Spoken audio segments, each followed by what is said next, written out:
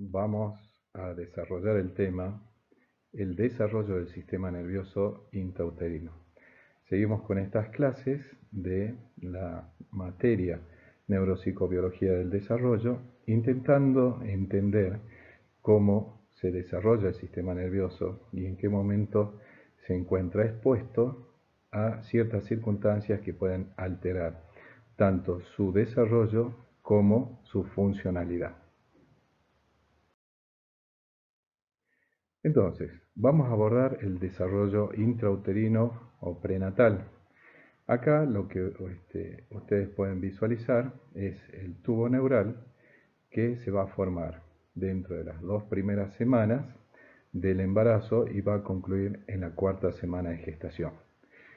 Lo importante de esto es saber que una mujer muy rara vez sabe que está embarazada, sino a partir de los 2 meses, cuando le faltó el periodo menstrual y empieza la sospecha de que pueda estar embarazada.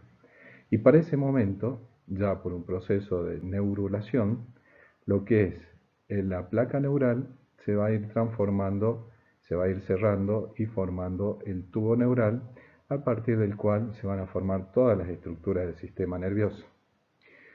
Es muy interesante que el 70% de los genes de nuestro genoma, de los seres humanos, están destinados para la formación del cerebro. Es decir, aproximadamente 3.195 genes son los que van a producir todos los cambios estructurales, morfológicos y funcionales para el desarrollo del sistema nervioso en ese embrión que se está gestando. Y vamos a ver cómo este es un embrión de 40 días, es decir, tiene 1 mes y 10 días, donde ya empieza a aparecer algunas estructuras del cerebro, que son el prosencéfalo, el mesencéfalo y el rombencéfalo. Estos empiezan a aumentar de tamaño hacia los 50 días, es decir, antes de los 2 meses, y a los 100 días, que corresponderían a 3 meses y 10 días, ya tenemos un individuo formado. Para los 5 meses aumenta exponencialmente el tamaño de lo que va a ser el futuro cerebro, es decir, todo lo que es el telencéfalo, el prosencéfalo obviamente. A los 6 meses más grande, a los 7 meses ya empiezan a ver estas incisuras que van a separar distintas áreas del cerebro, distintos lóbulos del cerebro, y esto no se va a detener hasta los 9 meses de gestación. Bueno, todos estos cambios estructurales son producidos por estos fenómenos que tenemos acá. Uno es el de proliferación de las células, otro es el de migración de las células, que ya vamos a ver porque tienen autonomía propia. Luego, el desenvolvimiento de esas neuronas que van a desarrollar axones, que ya vamos a ver que lo que más se desarrollan son axones, porque las dendritas y las sinapsis casi como que están reservadas para el desarrollo postnatal y va a depender estrechamente de los estímulos que provienen del entorno para su desarrollo. Y por último, un fenómeno de mielinización, que es del axón, que se va a iniciar en esta etapa prenatal o intrauterina, pero que va a ser más intenso en el periodo postnatal, es decir, después del nacimiento. Veamos cada uno de estos fenómenos. La proliferación celular. Miren esto, se forman 250.000 células por minuto. Hay una división celular intensa a través de un mecanismo llamado mitosis, y si uno hace un pequeño cálculo, son 250.000 células cada minuto, unos 15 millones de células por hora y unos 360 millones de células en un día. Es decir, cada día de ese embarazo, ese cerebro se está desarrollando intensamente. De tal forma que estas neuronas que se van a desarrollar, en realidad no solo se desarrollan neuronas, sino que se desarrollan células de la glía, pero en especial las neuronas a los 6 meses del embarazo, es decir, cuando concluye el segundo trimestre del embarazo, ya va a estar la cuota completa, es decir, ahí vamos a nacer con esas cantidades de neuronas. Si bien hay un concepto que dice que luego cuando uno nace ya no hay división celular, no se generan nuevas neuronas, esto es parcialmente cierto. ¿Por qué? Porque hay un lugar en el hipocampo donde sí se siguen generando neuronas por un proceso de neurogénesis, pero obviamente si uno lo relaciona con esto en el periodo prenatal, donde al día se forman 360 millones de neuronas, no hay comparación. Bueno, al final de estos 6 meses, nuestro cerebro va a tener 100.000 millones de neuronas. Esa es nuestra dotación genética. Y va a estar sostenida por 1 trillón de células gliales.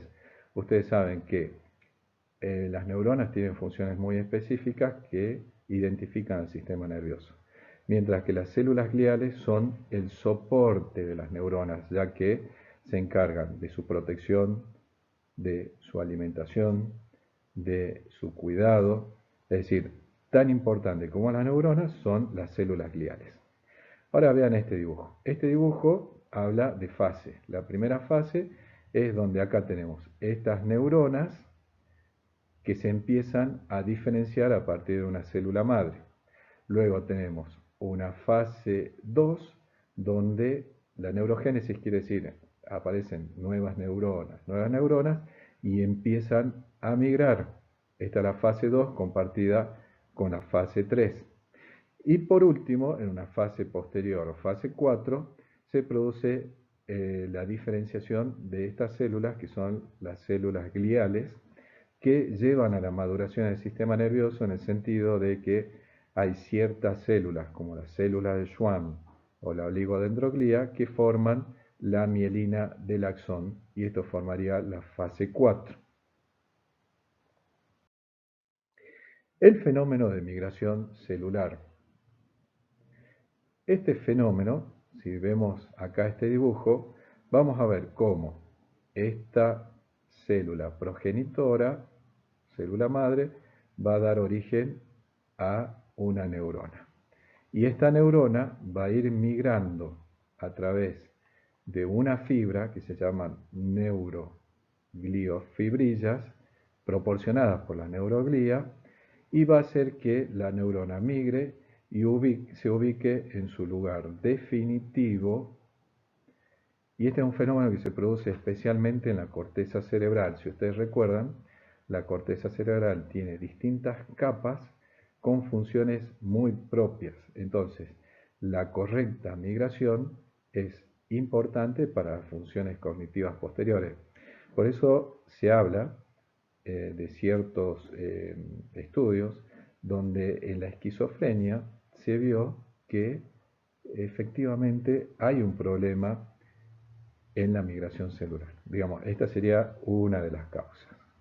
Ahora, este proceso migratorio se hace más intenso en el 5.º mes del embarazo y, bueno, luego se produce un fenómeno que se llama poda neuronal. Poda neuronal quiere decir, se proliferaron, se formaron muchas neuronas, pero no todas las neuronas van a llegar al final, ya que se va determinando cuáles sirven y cuáles no, y se produce como un raleo, es decir, se suprimen entre el 25 y el 33% de neuronas que al nacer ya no van a estar. Esto es un fino balance entre las neuronas que se forman y las neuronas que son útiles.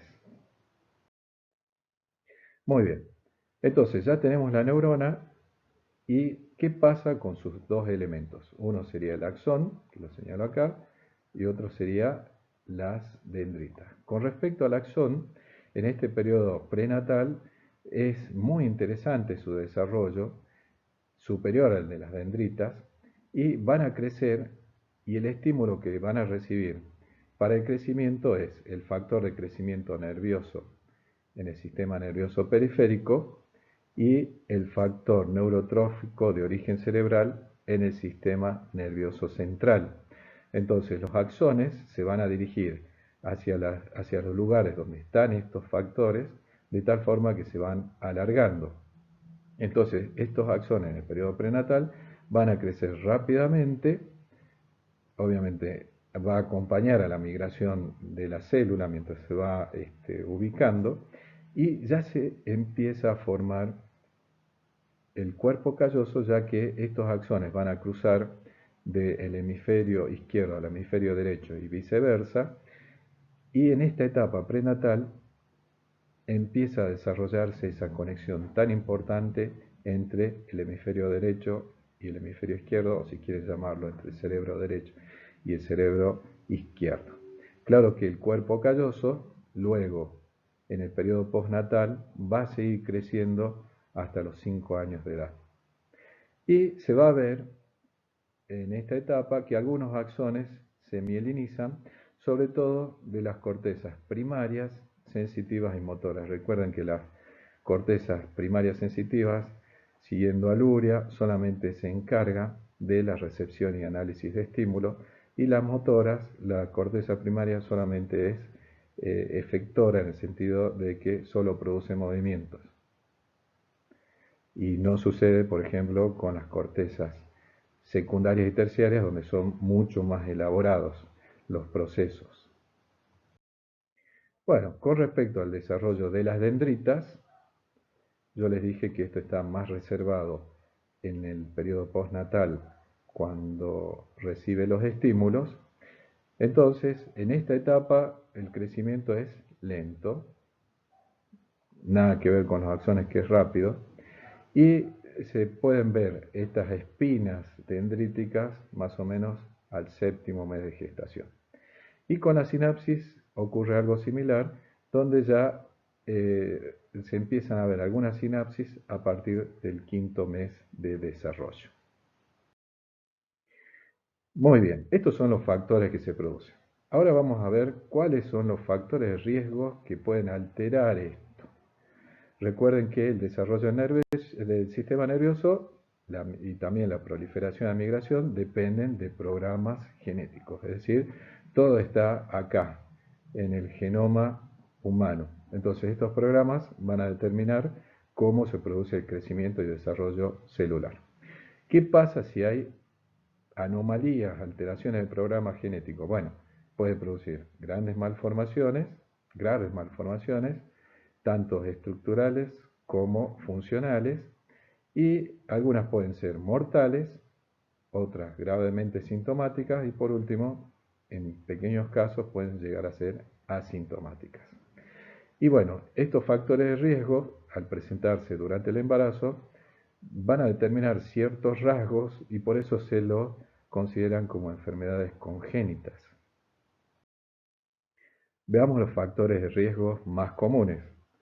Tenemos los hereditarios, que son aquellos genes que se transmiten de generación en generación, donde los ejemplos clásicos son esos genes que están vinculados con la esquizofrenia, con la dislexia evolutiva y con la enfermedad de Gilles de Tourette, entre otras. Hay muchas más alteraciones. De las infecciosas, las que son prevenibles, tenemos la rubiola congénita, el herpes simple y el virus de Zika, tan presente en Latinoamérica. Los factores químicos, más que nada relacionados con el consumo o el uso o el abuso de drogas por parte de la madre, sea alcohol, la marihuana, la cocaína o la morfina. Factores biológicos muy importantes que tienen que ver con la salud de la madre, su estado nutricional, el estrés durante el curso del embarazo y algunos problemas que generen hipotensión e isquemia. Y por último tenemos los físicos, que es cuando uno se irradia por los rayos X. Veamos los factores infecciosos. La rubiola. Hoy por hoy, los esquemas de vacunación en los distintos países hace que la rubiola haya bajado su incidencia. Sin embargo, en los sectores postergados y donde hay mucha pobreza, a veces no se respetan estos esquemas de vacunación, que están muy bien diseñados, y vamos a ver que si una mujer contrae rubiola antes de las 20 semanas de gestación, los efectos sobre el futuro bebé son muy importantes. ¿Por qué? Porque va a producir el síndrome de rubiola congénita, donde el niño va a nacer con ceguera, sordera, patologías cardíacas, discapacidad cognitiva y a veces parálisis cerebral. Ahora, miren ustedes, si uno se contagia de rubiola, la madre se contagia de rubiola, luego a las 20 semanas es muy raro que afecte el desarrollo del bebé. Al igual que el herpes simple tiene muchos efectos del tipo 2 sobre el embarazo, sobre el bebé, donde el niño va a tener problemas, retraso cognitivo y dificultades del aprendizaje. Todo esto es muy importante conocer a la hora de uno evaluar la salud de la persona y desarrollar estrategias, tanto durante la escolarización de los niños como en sus actividades extracurriculares.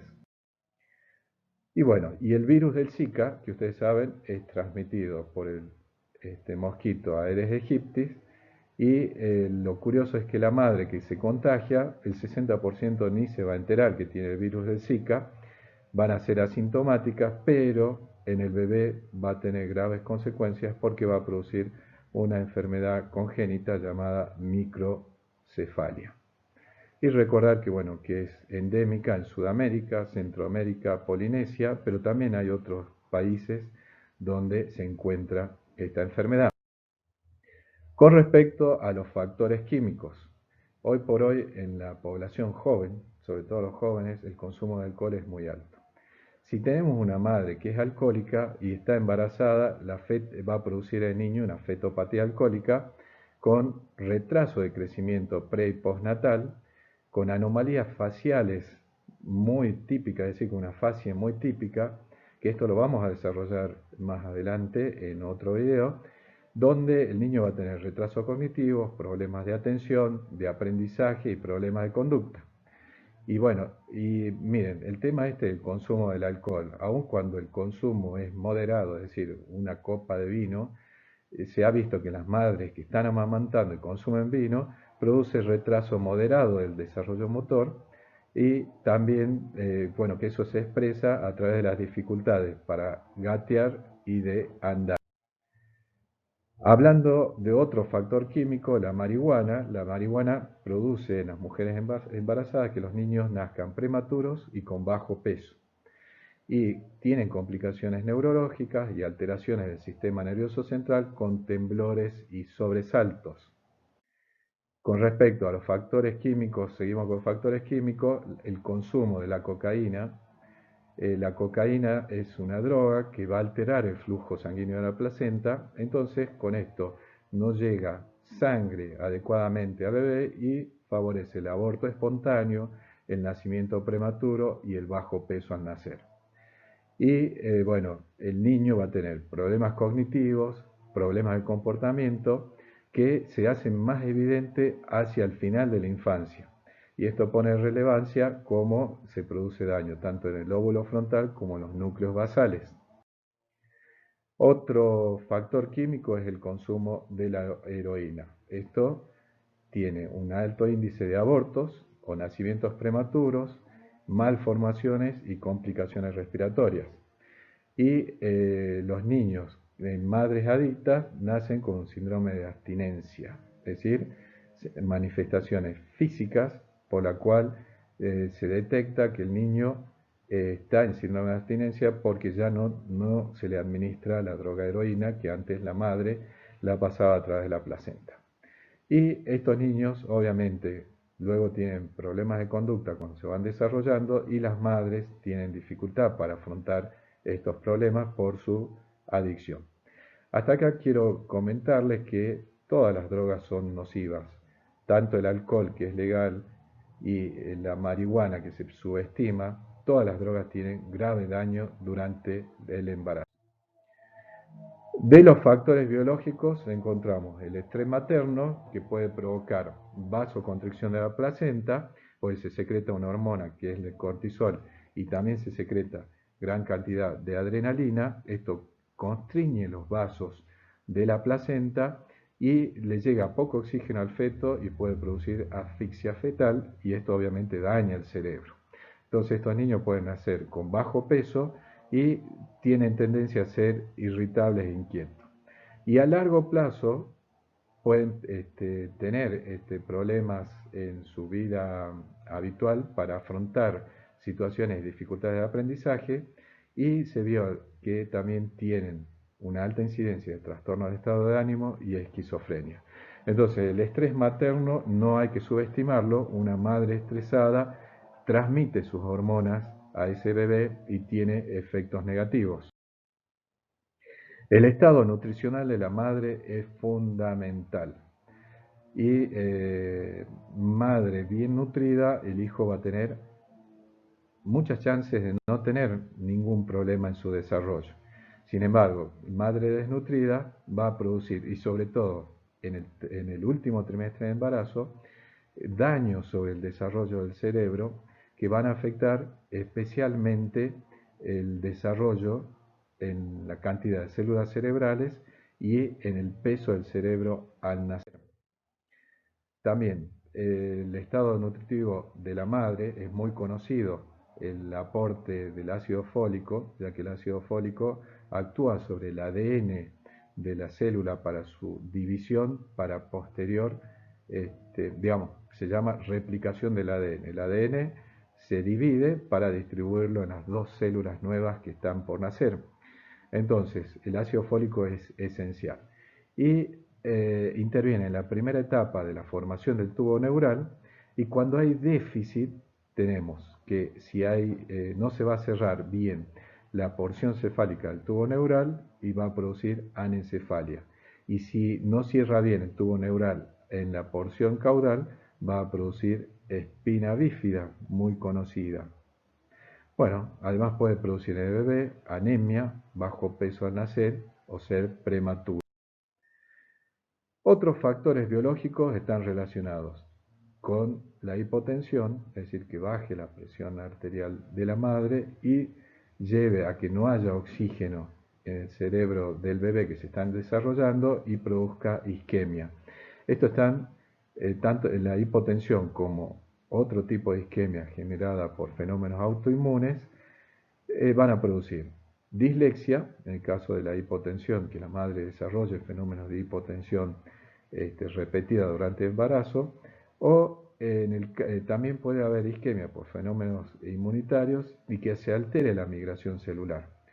Y obviamente no se estructure bien la corteza. Y recuerden cuando vimos que la alteración de la migración celular está vinculada con el desarrollo de la esquizofrenia en los jóvenes y adultos.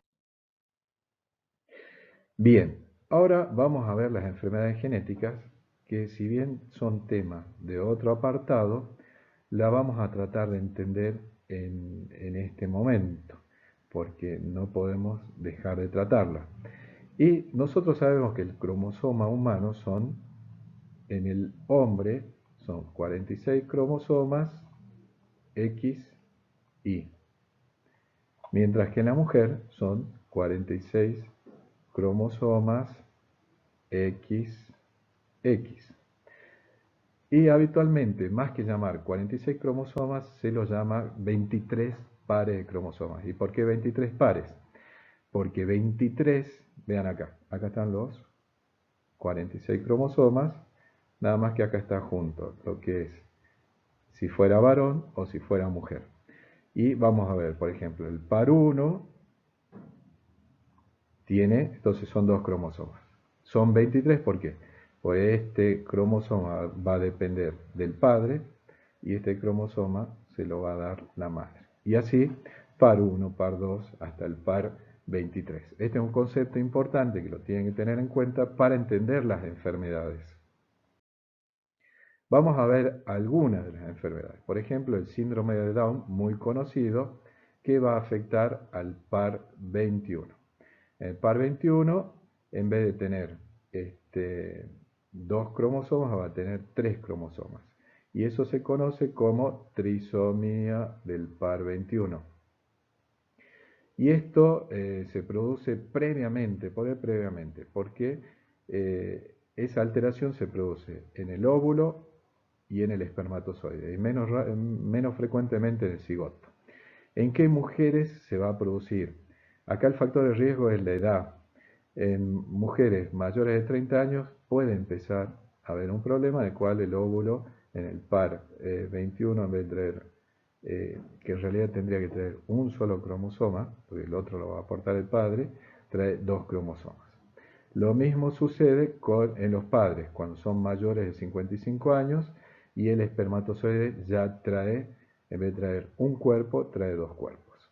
Y después, también vemos síndromes de Down en translocaciones 15-21 o 14-21, en el cual un fragmento, ya sea del par 14 o del par 15, se vinculan con el par 21. Entonces, esta es una forma de síndrome de Down y que se observa en mujeres jóvenes, distinto a la trisomía del par 21, que es de mujeres mayores.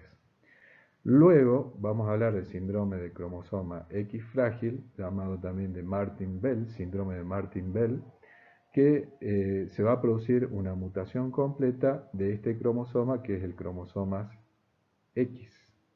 Estamos hablando específicamente del hombre.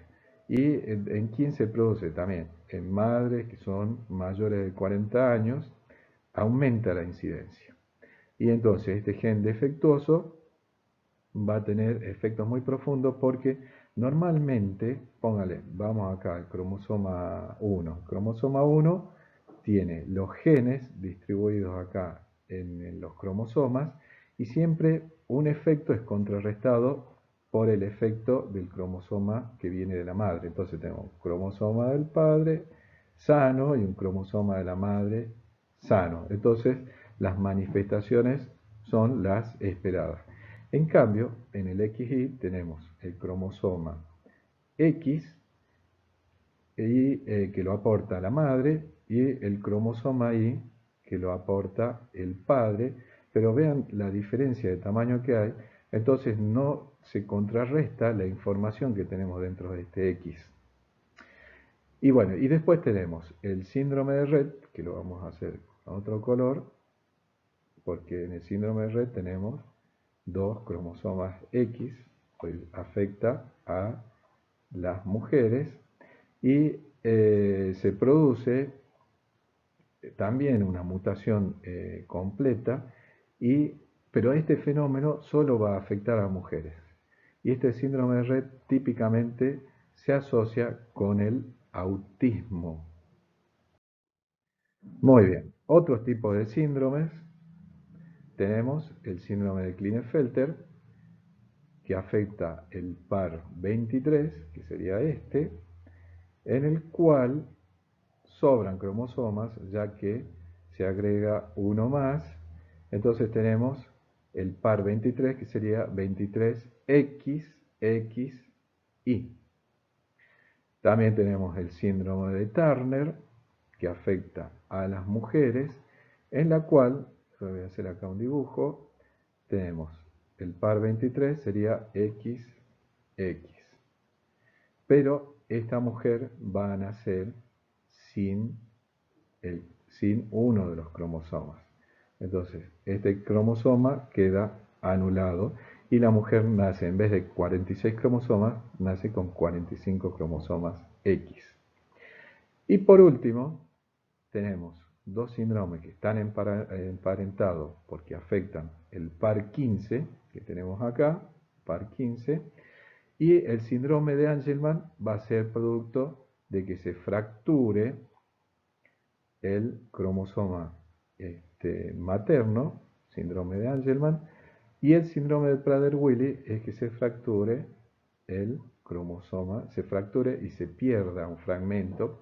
De elección quiere decir que se pierde un fragmento. Entonces, si es del 15 materno, se llama síndrome de Angelman, que tiene unas características muy específicas, y el 15 paterno es Prader-Willi con otras características también completamente diferentes. En conclusión, el desarrollo del sistema nervioso en este periodo prenatal siempre está determinado por los programas genéticos. Los fenómenos que se van a producir son el de proliferación y migración de neuronas, que es el más importante, el desarrollo de axones, que también es muy importante, y la interconexión entre un hemisferio y el otro, pero recién se va a iniciar en esta etapa prenatal el desarrollo de espinas dendríticas y sinapsis, y por otro lado, bueno, que está reservado para el periodo postnatal y va a estar en relación con los estímulos que reciba del entorno. Y por otro lado, también recién se inicia la mielinización de axones en esta etapa prenatal. Hay que considerar siempre y hay que investigar sobre los factores de riesgo que se presentaron en en el desarrollo del sistema nervioso, y averiguar sobre si hay factores hereditarios, infecciosos, químicos, biológicos o físicos. Bueno, muy bien. Para profundizar sobre este tema, ustedes pueden ir al Drive de la institución o en el blog de la cátedra que está disponible. Acá les dejo la dirección, el enlace. Y bueno, espero que les haya sido de utilidad. Y en el próximo video vamos a ver el desarrollo postnatal, que es también continuación de este primero, pero que tiene otros fenómenos muy interesantes. Así que les dejo saludos.